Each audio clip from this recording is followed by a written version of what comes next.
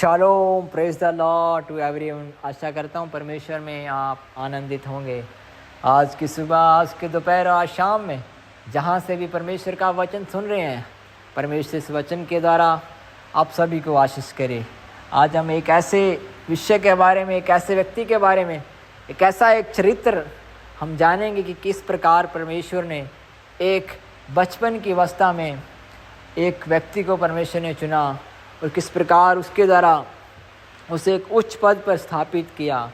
लेकिन एक छोटी सी गलती के कारण वो अपने जीवन काल का बचा हुआ समय बड़े ही दुखपूर्ण व्यतीत बिताता है।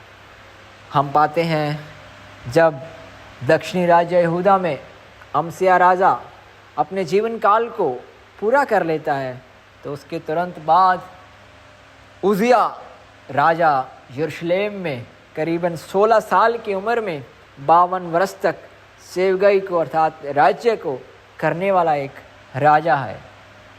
और बचपन की अवस्था में किस प्रकार परमेश्वर ने उसे इस कार्य में, इस राज पद पर परमेश्वर ने उसे खड़ा किया।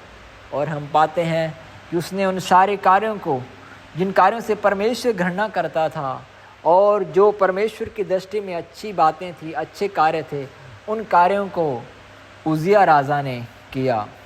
दूसरी तरफ हम पाते हैं कि अच्छे कार्यों के करने के कारण दूसरे राजाओं के साथ उजिया राजा के अच्छे संबंध दिन प्रतिदिन बढ़ने लगे और उजिया राजा के पास करीबन 3.5 लाख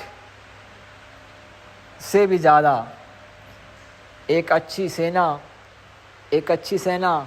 अच्छे सैनिकों की सेना उसके साथ थी। और उसने बहुत सारे यंत्रों को भी बनाया। और इस तरह हम पाते हैं कि दिन प्रतिदिन उजिया राजा कीर्ति में और प्रशंसा में आगे बढ़ रहा है।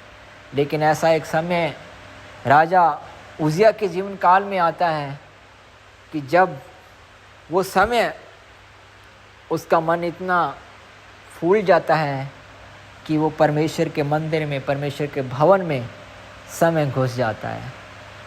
वो एक राजा है, लेकिन उस समय परमेश्वर के मंदिर में याजक परमेश्वर के मंदिर में होने वाले सारे कार्यों को करने के लिए करीबन 80 याजक वहाँ हैं।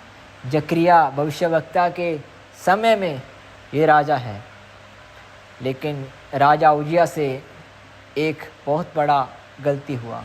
याजकों ने राजा उजिया से कहा कि ये कार्य राजाओं का नहीं है, आपका ये कार्य नहीं है। बहुत बार आपसे और हमारे जीवन से भी ऐसी बहुत सारी गलतियाँ परमेश्वर के लोगों से, परमेश्वर के दासों से भी हो सकती है। लेकिन ऐसा न हो कि हमारे जीवन में राजा उजिया की नहीं कोई भी गर्व या कोई भी घमंड, किसी भी प्रकार की कोई ईगो न आए कि जिससे हम परमेश्वर के खिलाफ में, परमेश्वर के विरुद्ध में कोई हाथ न उठाएं।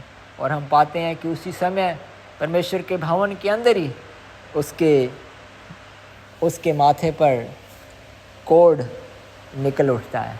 और इस तरह हम पाते हैं कि राजा उजिया झुंझला उठता है और वो अपने जीवन का बचा हुआ जीवन काल वो इस पूरे कोढ़ के जीवन में ही व्यतीत करने लगता है।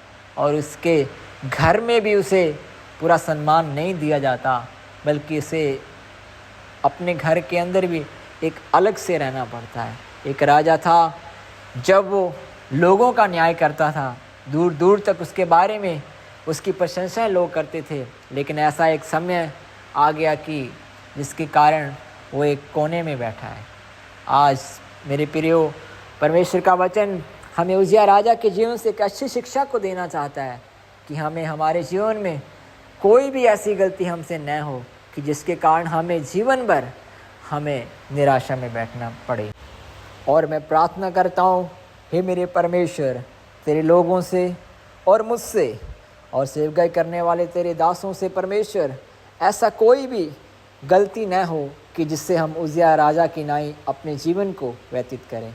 परमेश्वर अच्छा जीवन जीने के लिए हालेलुया हमें सहायता करना। यीशु के नाम में तेरे लोगों को मैं आशीष करता हूँ। आमीन।